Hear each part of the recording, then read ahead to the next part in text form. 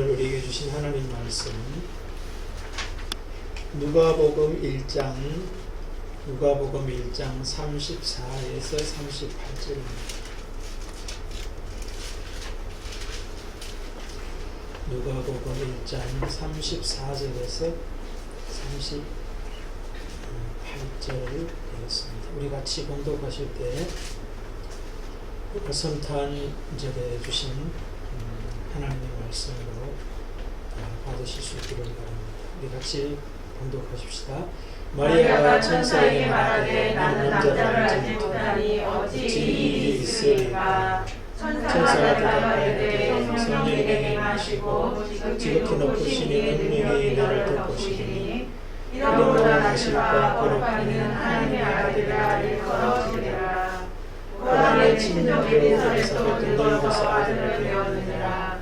본래 임신하지 못한다고 알려지니까 이미 6달이 되었나니 대장 하나님의 모든 말씀을 하나님의 자신이 옮기라. 마리아가 이르되 주여 정의오니 말씀대로 내게 이루어지리라 하니 천사가 떠나가니라. 아멘. 주일 이후 그간 잘 지내셨어요? 또 오늘 성탄주일 성탄절에 주신 하나님 말씀이 우리에게 또 남아있는 주간절을 살아가고 또 앞으로 우리가 성탄을 맞이할 때마다 오늘 이 말씀이 지속적으로 잘 기억되시고 또 여러분에게 누려주시기를 주 이름으로 축복드립니다. 네. 오늘 제목을 마리아의 성탄 그렇게 정했는데요. 사실은 아의 성탄 그렇게 정하고 싶었습니다. 마리아의 성탄은 어떤 의미인가, 그리고 나에게 성탄은 어떤 의미인가. 여러분 어때요? 여러분에게 성탄은 어떤 의미예요?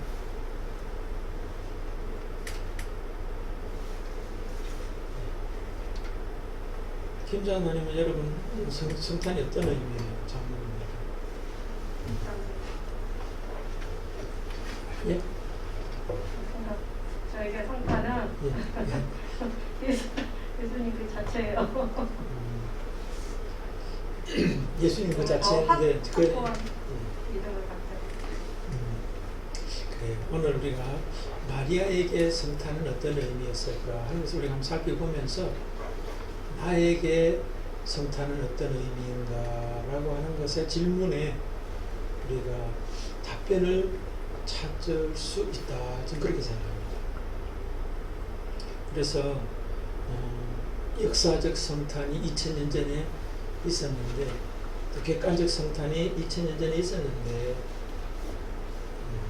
개인적인 성탄, 주관적인 성탄이 우리가 오늘 또 성탄 예배를 통하여서 명확하게 정립이 되셨으면 좋겠어요. 네. 저는 이런 질문을 제가 설교 원고에 썼어요. 나에게 성탄은 어떤 의미인가? 그런 질문을 썼고요. 그 다음에 두 번째 질문도 했습니다. 나는 성탄을 누리고 있는가? 그런 질문을 했습니다. 그리고 세 번째 질문이 있습니다. 그렇다면 나에게 성탄 이전과 이후의 변화는 무엇인가?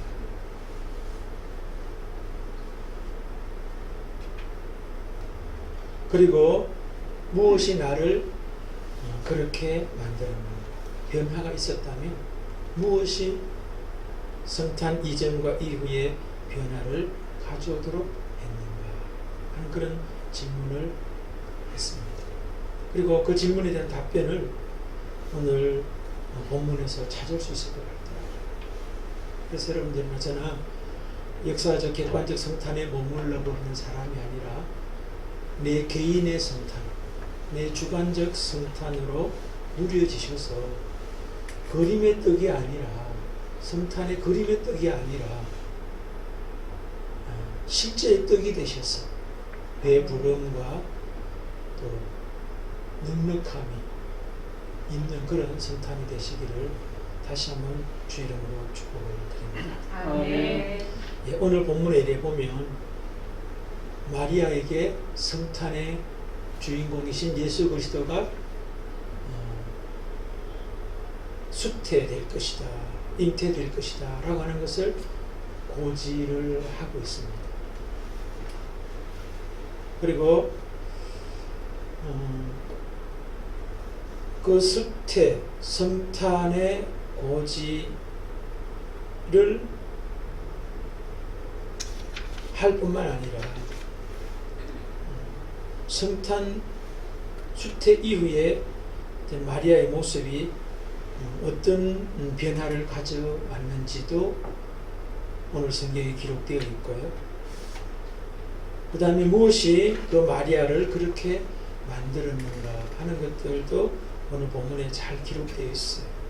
그래서 제가 세 가지 어떤 그런 단계로 오늘 말씀을 진행하고자 하는 것입니다. 첫 번째는 뭐냐면 성탄의 고지, 수태 고지 이전의 마리아의 모습은 어땠었는가? 그 다음에 수태 고지, 성탄의 이후의 마리아의 모습은 어땠었는가?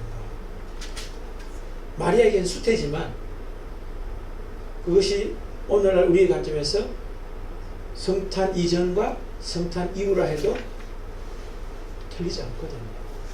그러니까 성탄 이전의 모습, 성탄 이후의 모습, 그리고 성탄 이전에서 성탄 이후로 변화되는데 그 과정에 무엇이 그렇게 만들었는가, 이 내용들이 다 들어있다는 겁니다. 그러니까 이제 마리아의 성탄의 어떤 그 모습이 오늘 우리에게도 그대로 적용되셨으면 좋겠다 하는 그런 관점에서 말씀을 진행하고자 하는 것입니다. 자, 수태고지, 성탄고지 이전의 마리아의 모습은 어떻게 나타나고 있는가? 아마 그것이 34절이다 그렇게 볼 수 있을 것 같아요. 수태고지를 하니까 마리아의 모습이거든요. 마리아가 천사에게 말하되 나는 남자를 알지 못하니 어찌 이 일이 있으리이까? 그렇게 대답하는 것을 볼 수 있습니다. 이 말 속에 수태고지를 듣고 나서 마리아의 응답이니까 수태 이전의 모습, 성탄 이전의 모습이 어땠는가 하는 것을 찾을 수 있다는 거예요. 여러분 여기서 이 말 속에서 우리가 한번 찾아보시길 바랍니다. 이 말씀만 가지고 찾기 힘들다면은 수태고지 이후, 다시 말해서 오늘 우리에게는 성탄 이후의 모습으로 나타난 결과, 변화의 모습이 38절이거든요. 38절에 이렇게 되어 있어요. 마리아가 이르되 주의 여종이오니 말씀대로 내게 이루어지이다 하며 천사가 떠나가니라. 그럼 여기서 이 전과 후의 모습이 이제 34절과 38절에 명확하게 나타나 있고 34절의 모습이 38절의 모습으로 변화되는데 그 과정에 무엇이 있었느냐가 35절에서 37절이에요. 자, 그러면 이제 우리가 한번 첫 번째 질문, 성탄고지 이전의 마리아의 모습은 어땠는가를 우리가 한번 찾아보자 하는 거예요. 그것이 오늘 이 시대를 살아가는 우리들이 성탄을 역사적 성탄, 객관적 성탄으로만 머물러 있는 자의 모습 속에서 찾을 수 있는 내 모습이라는 거예요. 반면에 이제 성탄 이후의 모습이 이제 개인적, 주관적 성탄이 경험된 자의 모습하고 또 연결이 되는 거겠죠. 객관적, 역사적 성탄이 주관적, 개인적 성탄으로 되는데 그 과정에 어떤 일이 있었는가를, 또 어떤 일이 있어져야 되는가를 우리가 살피면은 마리아의 성탄이 오늘 나의 성탄이 될 수 있다라고 하는 거예요. 자, 그러니까 이제 첫 번째, 마리아에게 수태고지 이전의 마리아의 모습에서 이후의 모습과 차이 있는 게 있나요?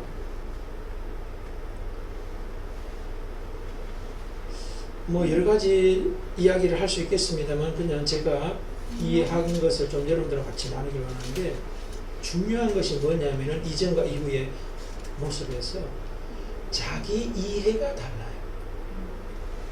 자기 이해가 달라져요.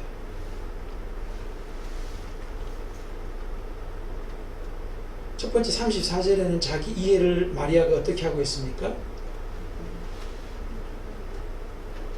나는 남자를 알지 못하는 자입니다. 그렇게 이야기합니다. 수태를 이야기하니까. 수태를 하려면 남자를 알아야지 수태를 할 수 있는데 자기는 남자를 알지 못하는 자입니다. 그렇게 이야기한다는 거예요. 그럼 여기에서 마리아는 자기 이해를 어떤 관점에서 이해하고 있는 거예요? 우리나라 한글 번역에는 남자를 알지 못한다 이렇게 되어 있는데 영어 성경에는 나는 처녀입니다. 그렇게 되어 있어요. 그러면 자기 이해를 생물학적 이해로 하고 있다. 그렇게 볼 수가 있어요.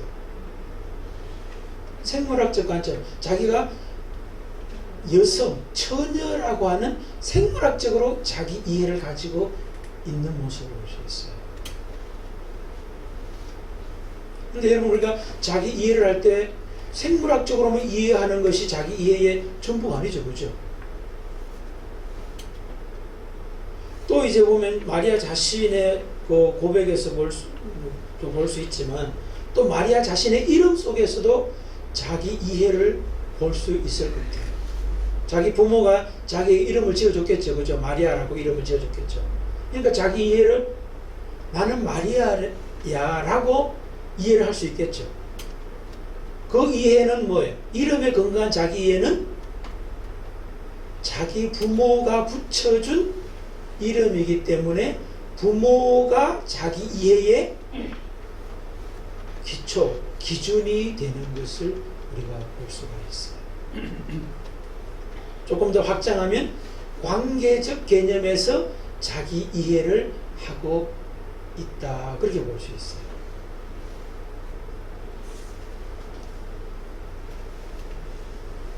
그리고 보면 또 어떻습니까?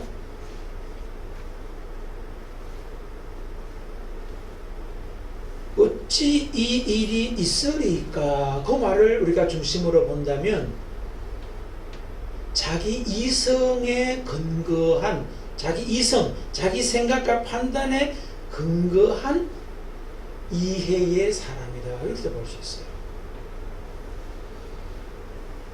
수태할 수 있는 것은 자기 생각으로는 뭐예요? 자기 이성으로는 도저히 있을 수 없는 일입니다. 라고 말하고 있는 거잖아요. 거기에서 비춰보면은 이 사람은 자기 이해도 뭐예요? 자기 이성, 자기 생각과 판단에 근거해서 자기 이해를 하고 있을 수 있다. 그렇게 볼 수 있어요. 그러니까 수태고지 이전, 오늘 우리가 말하면 성탄 이전의 모습에서는 자기 이해가 마리아의 모습에서 생물학적 관점에서 자기 이해, 또는 다른 사람과의 관계에서 자기 이해, 또는 자기 생각과 판단, 자기 이성에 근거한 자기 이해로 살아가는 사람들이 있다라고 말씀을 드릴 수가 있어요. 바로 그게 역사적 객관적 성탄만 가지고 있는 사람이 자기 이해를 할 때에 나타나는 현상들이라는 거예요. 주관화 개인화되지 않은 성탄의 사람들이 자기 이해를 할 때 나타나는 모습이라는 거예요. 그러니까 생물학적 이해와 관계적 이해와 그 다음에 자기 이성에 근거한, 생각과 판단에 근거한 자기 이해를 한마디로 다 묶으면 인본적인 자기 이해에 머물러 있는 사람이 성탄 이전, 수태고지 이전의 마리아 자신에 대한 자기 이해였듯이 이 시대를 살아가는 우리들에게 있어서도 성탄이 주관화되고 내 개인화되지 못한 사람들의 특징이 여러 가지를 평가할 수 있는 기준이 있지만 자기 이해를 어떻게 하고 있느냐를 가지고 가늠할 수 있다고 하는 거예요. 여러분들은 여러분 자신을 어떻게 이해하느냐라고 하는 질문을 스스로에게 해보시고 마리아처럼 인본적 관점에서 자기 이해를 하고 있다면 나는 아직까지 수십 년 신앙생활하고 수천 년의 성탄이 지나왔지만 나는 아직까지 객관적 역사적 성탄만 알고 있는 사람이지 주관적 내 개인적인 성탄과는 아직까지 거리가 있게 살고 있다라고 하는 것을 인식해도 틀리지 않는다는 거예요.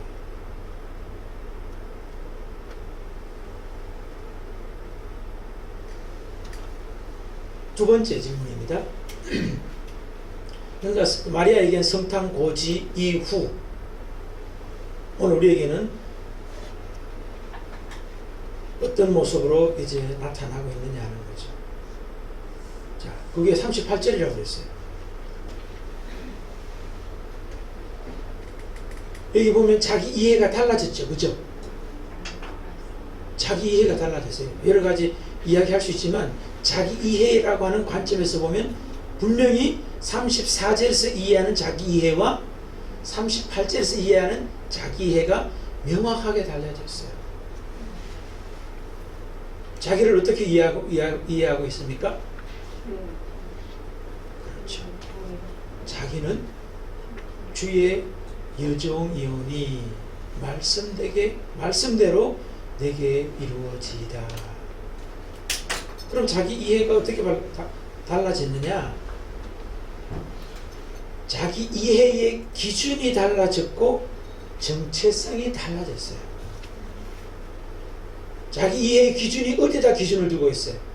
생물학적인 것이 아니고 다른 사람, 자기 부모가 붙여준 관계적 개념이 아니고 자기가 생각하고 판단한 자기 이성에 기준한 자기 이해가 아니에요. 기준이 바뀌었어요. 기준이 뭘로 바뀌었어요? 주님으로 바뀌었다는 거예요. 자기를 이해하는 기준이 주님이 자기를 이해해야 될 기준이라는 거예요. 그러니까 주의 여정입니다. 이렇게 이야기하는 거예요. 기준이 주님으로 바뀐 사람이에요. 그렇습니다, 여러분. 성탄이 주관화되고 내 개인화된 사람의 특징이 자기 이해의 기준이 주님이 된 사람이 바로 그런 사람들이야. 성탄이 그림의 떡이 아니라 실제 생명의 떡으로 오신 예수를 내가 지금 먹고 마시고 살아가는 성탄이 내 속에서 적용되는 누려지는 사람의 특징이 기준이 바뀌었다는 거예요. 물론 뭐 자기 이해의 기준만 바뀐 것이 아니라 뭐예요? 다른 것도 이제 또 그로 인해서 바뀌어요. 기준이 정립이 되면은 자기 이해를 여정이다. 주님의 여정이라고 하는 자기 정체성이 명확하게 정립이 되는 걸 볼 수가 있어요. 그러니까 성탄이 주관화된 사람이 그렇다는 거예요. 나의 기준은 바로 주님이 나의 기준이다. 더 나아가 이제 보면 좀 이따 말씀드리겠지만 자기 삶의 기준도 주님으로 변화되는 걸 볼 수 있어요. 자기 정체성의 기준도 주님이지만 자기 삶의 기준도 주님으로 바뀌어지는 모습이 나타나고 있어요.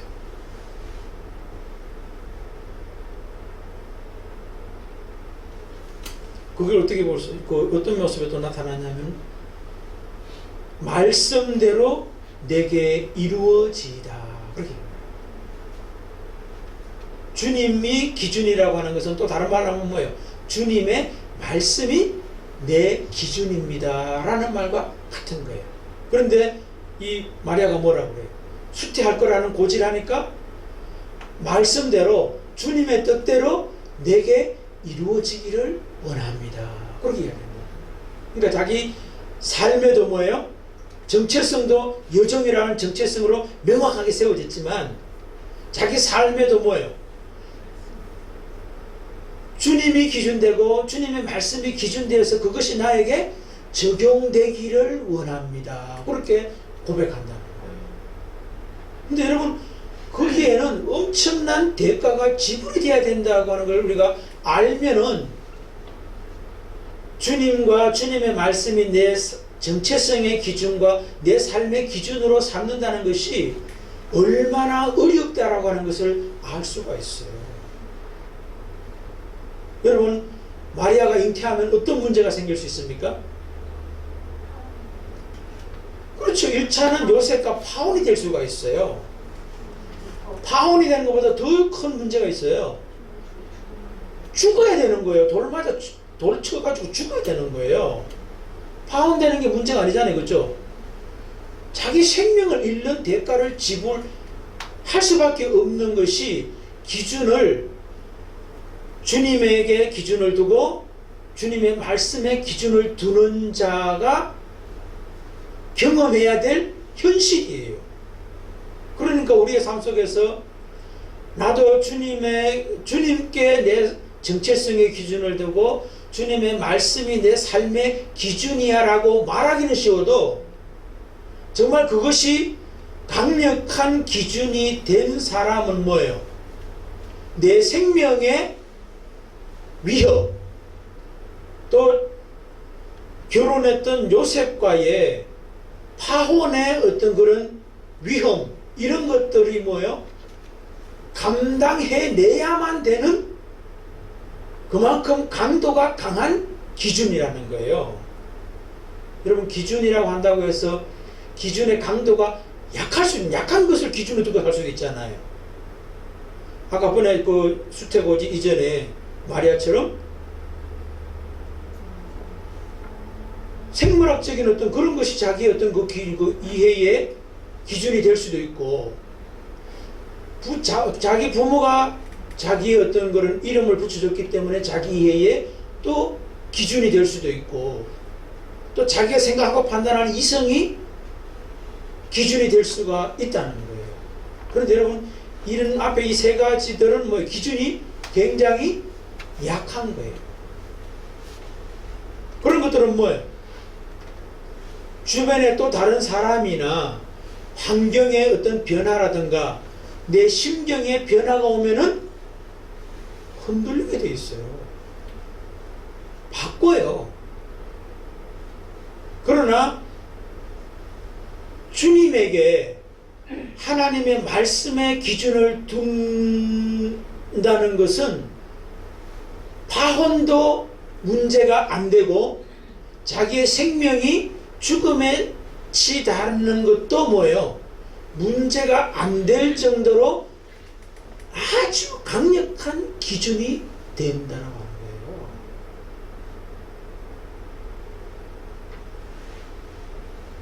그래서 오늘 마리아는 수태고지, 성탄고지 이후의 마리아의 모습에서 자기 이해의 기준과 정체성이 명확하게 주님과 주님의 말씀으로 바뀌어졌고 그 말은 동시에 뭐예요? 자기 정체성이 명확하게 바뀌었고 정체성이 명확하다는 말은 또 확장하면 뭐예요? 자기 삶의 목적과 삶의 또 뭐예요? 기준과 삶의 어떤 태도, 방법 이런 것들이 뭐예요? 전부 다 주님과 주님의 말씀으로 자리가 잡혔는데 그 주님과 주님의 말씀의 강도가 파혼도 무릅쓰고 자기의 생명도 죽음도 무릅쓸 수 있도록 그만큼 강력한 기준으로 능력으로 역사하고 있는 기준이라고 하는데 복이 있다는 거예요. 은혜가 있다는 거예요. 그러니까 성탄이 제대로 나에게 주관적 개인적 성탄이 되면 내 인생에 닥치는 어떤 문제, 더 나아가서 내 생명의 위험조차도 문제가 안 되는 그 강력한 기준이 이미 자기 속에 잡혀 있는 사람으로서 정체성과 삶의 목적 이런 것들이 명확한 인생을 살아낼 수 있는 사람으로 변화되어 있는 사람이 성탄이 나에게 성탄된 사람만이 경험할 수 있고 누릴 수 있는 복이고 은혜라는 거예요. 마리아의 성탄은 그렇게 됐다는 거예요. 저는 여러분들의 성탄도 역사적 객관적 성탄에 머무는 것이 아니라 주관적 내 개인의 성탄이 되시기를 주의 이름으로 축복을 드립니다. 아멘. 자, 마지막 이제 세 번째 질문입니다. 그러면 마리아에게 있어서 무엇이 수태고지 이전의 마리아의 모습에서 수태고지 이후에 변화된 모습으로 가능하게 했느냐는 거예요. 그게 바로 35, 6, 7절이거든요. 우리가 한번 이 말씀을 읽어보십시다. 천사가 대답하여 이르되 성령이 내게 임하시고 지극히 높으시니 능력이 너를 덮으시리니 이름으로 나실 바 거룩한 이는 하나님의 아들이라 일컬어지리라. 보라 내 친족 엘리사벳도 늙어서 아들을 배었느니라. 원래 임신하지 못한다고 알려지니가 이미 6달이 되었나니 대제 하나님의 모든 말씀은 능하지 못하심이 없느니라. 이전과 이후의 모습이 변화되는데 그 변화의 주역이 무엇인가라고 하는 것을 이제 말씀하고 있다는 겁니다. 35절에 보면은 삼위 하나님을 말씀하고 있어요. 삼위일체 하나님을 말씀해요. 성령이 내게 임하시고 성령을 이야기하시죠. 성령이 내게 임해서 뭐예요? 수태가 되게 할 것이다 라고 이야기하는 거예요. 그러니까 성탄이 역사적 성탄에서 객관적 성탄에서 주관적 개인적 성탄으로 가능하게 하는 것도 성령이 임하셔서 그 일을 행하신다는 거예요. 두 번째, 지극히 높으신 이의 능력이 너를 덮으시리니. 이게 바로 성부 하나님이에요. 지극히 높으신 이의 능력이 너를 덮어서 너에게 수태가 될 것이다. 성탄이 성탄될 것이다. 그런 이야기입니다. 세 번째, 이름으로 나실 바 거룩한 이는 하나님의 아들이라 일컬어지리라. 예수 그리스도를 이야기하고 있는 거죠. 여러분, 예수 그리스도는 마리아를 통해서 나셨지만 이때 나신 것이 아니라 뭐예요? 창세 전부터 삼위 하나님은 이미 존재하셨어요. 그런데 그 하나님이 영으로 존재하시다가 사람의 몸으로 오신 것이 뭐예요? 마리아를 통해서 온 것뿐이에요. 그런데 마리아에게 수태되는 이 일을 삼위일체 하나님이 그분의 은혜로 하셨다라고 이야기를 해요. 오늘 본문에는 바로 앞에 나타나 있지 않습니까? 본문에 앞에 반응만 이렇게 돼 있어요. 28절에 보면 그에게 들어가 이르되 은혜를 받은 자여 평안할지어다 주께서 너와 함께 하시는도다. 그러니까 마리아가 뭐예요? 성탄이 성탄되는데 수태가 고지되고 수태가 되어서 그 예수를 낳는 데 있어서는 뭐예요? 하나님의 삼위일체 하나님의 은혜였다. 그렇게 이야기를 한다는 거예요. 그러니까 삼위일체 하나님이 역사적 객관적 성탄이 주관적 개인적 성탄으로 되는 데 있어서 은혜가 있다. 그렇게 말하는 거예요. 그러니까 삼위일체 하나님이 역사하시는 것이 첫 번째 은혜고 또 하나의 은혜가 있습니다. 마리아에게 어떤 은혜를 베풉니까? 삼위 하나님이 역사하신다라고 말해줘도 마리아가 또 제대로 이해를 못 할 수 있잖아요. 못 받아들일 수 있잖아요. 그러니까 또 뭔가 하나 은혜를 주셔요. 그렇지. 36절인 거예요. 표적인 거예요. 표적을 은혜로 주시는 거예요. 보라 내 친족 엘리사벳도 늙어서 아들을 배었느니라. 본래 임신하지 못한다고 알려진 이가 이미 6달이 되었나니. 다시 말해서 엘리사벳 자신도 임신하지 못한다 알고 있었고, 다른 사람들도 엘리사벳이 이제 더 이상 임신할 수 없는 사람이라고 했던 사람인데, 삼위 하나님의 은혜로 엘리사벳이 잉태가 돼서 6개월이 됐다. 그것이 바로 너도 처녀이지만 수태하게 될 것이라고 하는 하나님의 은혜가 내게 임할 것을 표적으로 보여주는 사건이다라고 하는 것을 알려주면서 가서 확인해 봐라. 표적이다. 그렇게 말씀하는 거예요. 그러니까 나중에 오늘 본문 뒤에 가보면 마리아가 부모를 만났다라고 이야기 안 하고 뭐예요? 요셉을 만나러 갔다 이야기 안 하고 엘리사벳의 집으로 달려갔다. 그렇게 이야기하고, 또 엘리사벳과의 대화가 오가고, 그 다음에 거기서 3개월 동안 있다가 집으로 돌아왔다 하는 이야기를 해요. 그러니까 삼위 하나님이 이 은혜로 역사하시는데, 주체적으로 역사하시는데, 하나님의 삼위 하나님의 열심히 그 일을 이루시겠다는 거예요. 주도적으로. 그리고 또 하나의 은혜, 내가 엘리사벳이라고 하는 표적을 너에게 줄 테니까 가서 확인해보고 나에게도 수태될 것이라고 하는 것을 받아들이라. 이제 그 이야기인 거죠. 또 하나 있습니다. 37절에 나와 있는 건데요. 대저 하나님의 모든 말씀은 능하지 못하심이 없느니라. 뭡니까? 다시 말해서 삼위 하나님의 능력이 그 일을 하겠다라고 하는 것이고, 주체적으로 하겠다 하는 그런 모습이고, 또 그 능력 가운데서 표적도 주신다 하는 그런 말씀을 하고 있는 거죠.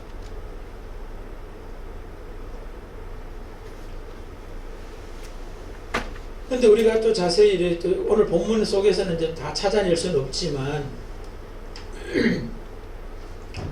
마리아의 어떤 그런 그 모습에서 말씀대로 내게 이루어지다라고 하는 그 말을 보면은 뭐예요? 삼위 하나님이 은혜로, 능력으로, 주도적으로, 열심으로 표적까지 주시면서 내가 너에게 그 일을 할 거야 라고 말씀하실 때, 말씀대로 내게 이루어지다라고 마리아도 응답을 하잖아요. 그죠? 이 응답의 내용에는 뭐예요? 그 하나님의 말씀을 내가 믿겠습니다 라고 하는 것이 응답에 포함되어 있고, 또 하나는 뭐예요? 순종이 그 응답에 포함되어 있었다라고 하는 것을 우리가 볼 수가 있어요.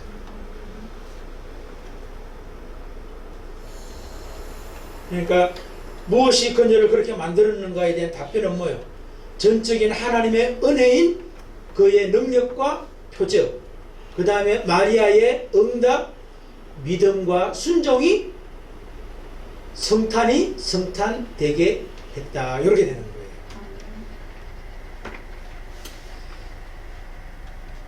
그럼 여러분들 우리가 그 목자들이 성탄절 맞이하죠. 그죠? 가브리엘 천사가 이제 와서 이야기하잖아요. 거기도 보면은 좀 비슷한 내용들이 나와요. 다윗의 동네 베들레헴에 한 아이가 낳는데 그 아이가 강보에 쌓여 있고, 그 다음에 또 뭐예요? 말구유에 누워 있는데 그것이 너희에게 표적이라, 그렇게 말해요. 목자들의 성탄절에 보면은 이 세상의 모든 사람들에게 큰 기쁨의 좋은 소식, 성탄의 소식이 지금 베들레헴의 다윗의 동네에 낫다는 거예요. 그것만 가지고는 목자들이 받아들이지 못하니까 뭐예요? 평범하지 않은 표적을 주는 거죠. 아이가 강보에 쌓여 있는 거는 뭐 누구나 아들 태어나면, 자녀 태어나면 강보에 쌓죠. 근데 그 쌓인 아들이 말구유에 누워 있는 것이 표적이라는 거예요. 대부분의 아들은 말구유에 안 누워 있잖아요. 집 안에 있잖아요. 근데 말구유에 누워 있는 모습으로, 그게 바로 큰 기쁨의 좋은 소식, 성탄의 주체로 오신 예수가, 메시아가 태어났다라고 하는 것을 너희들이 깨닫게 되는 표적이 될 거다라고 하는 것을 이야기해요. 그래서 이 사람들이 뭐예요? 양치던 것들을 이제 내려놓고 베들레헴으로 가서 찾아서 만나요. 그러고 난 다음에 이제 그들이 그 천사들 통해 들었던 이야기를 마리아와 요셉에게 이야기해주고, 마리아는 그것을 마음에 깊이 생각했다, 간직했다 하는 이야기를 하고, 돌아갈 때 이 사람들이 뭐라고 하냐면 하나님께 영광과 찬송을 돌리며 돌아갔더라, 이렇게 이야기해요. 그러니까 목자들에게도 역사적 객관적 성탄이 아니라 주관적 자기 개인적인 성탄이 되는 데 있어서 하나님의 은혜, 알려주시는 은혜, 그 다음에 또 자기들이 응답, 믿음으로 순종해서 그 표적을 확인하면서 돌아갈 때는 뭐예요? 하나님께 영광과 찬송을 돌리는 사람으로 돌아갈 수가 있다 하는 것을 우리가 볼 수가 있죠. 그러니까 여러분, 제가 오늘 강조드리고자 하는 것은 뭡니까? 마리아의 성탄은 객관적, 일반적 어떤 그런 역사적 성탄에 머물렀던 것이 아니라 주관적, 개인적 성탄으로 명확하게 나타났다. 그 내용이 내용적으로 볼 때는 자기 이해가 바뀌었다. 특별히 자기 이해의 기준이 정립이 됐고, 그 기준이 흔들리는 기준이 아니라 절대적 기준이 된 거죠. 그죠? 주님과 주님의 말씀이라고 하는 절대적 기준이 되어서 자기 정체성도 명확해졌고, 자기의 삶의 목적이라든가 또 삶의 기준이라든가 삶의 열정이라든가 이런 것들도 명확하게 정립되는데 변화된 모습이 있었다라고 하는 거예요. 특별히 더 강조되는 게 기준이 가벼운 것이 아니라 절대적 기준이 됐다는 겁니다. 이 세상 그 무엇도 흔들 수 없는 그런 절대적 기준이 그에게 어떤 그런 정체성을 형성하고 삶의 이유와 목적을 정립하는 절대적 기준이 형성되었기 때문에 생명까지도 위협이 돼도 자기에게는 문제가 안 되는 성탄이 주관화가 되었다. 근데 그 일을 이루는 데 있어서 삼위 하나님의 은혜가 주도적으로 행하시는데, 그 은혜의 내용은 능력과 표적을 통해서 찾아오셨고, 마리아도 거기에 응답으로 믿음과 순종으로 응답했을 때 그것이 주관화가 되었다라고 하는 것이 결론이에요. 그러니까 저와 여러분도 이미